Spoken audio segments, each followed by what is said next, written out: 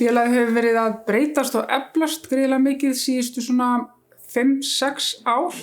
Hér í Árnessýslunni er mikil fólksfjölgun sem að ýtir svolítið undir þjónustu þörf sem við höfum verið að reyna að mæta með einum öðrum hætti. 2019 þá tók krabbameinslæknir til starfa hér á Heilbrigðisstofnun Suðurlands, hér á Selfossi og opnuð krabbameinsdeild.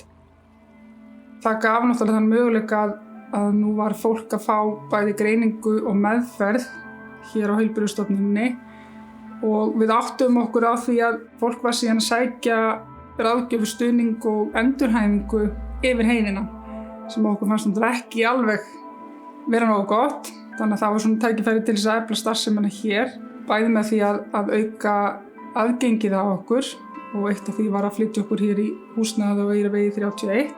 Efla samstarfi við Heilbrigðisstofnunina og samstarfi við læknin, þannig að fólk viti að það geti fengið hennar stuðning sem að áður þurfti að sækja til Reykjavíkur.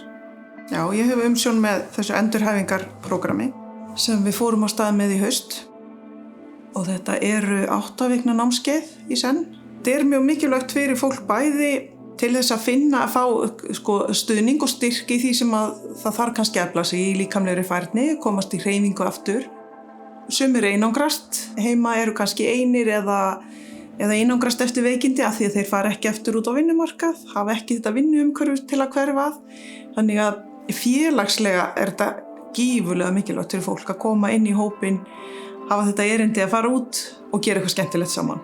Það er auðvitað gífurlega mikilvægt að við höfum þetta hér í heimahéraði þannig að fólk þurfi ekki að sækja yfir heiðina.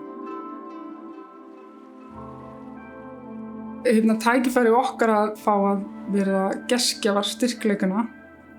Fyrsta skipti sem eru haldnir á Íslandi og við sáum náttúrulega fyrir okkur að þetta væri gríðarlegt tækifæri bæði til þess að efla starfsemina hér, láta fleira fólk vita af okkur. Okkur fannst það líka heiður af því að Krabbameinsfélag Íslands myndi horfa til okkar. Svona ákveðin viðurkenning. Við höfum náttúrulega bara stórt og fallegt bæjarfélag og sem að gaman er að bjóða gestum heim. Þetta er svaka mannauður sem kemur saman til dæmis til að standa vaktir á svona samkomi eins og styrkleikunum. Þegar hópurinn kemur saman og undirbýr eitthvað, það verður einhverju töfrar þegar allir fara að koma saman og búa til eitthvað svona frábært og standa saman og það gerist. Þegar það er ekkert 1 eða 2 manneskjur sem standa bak við það.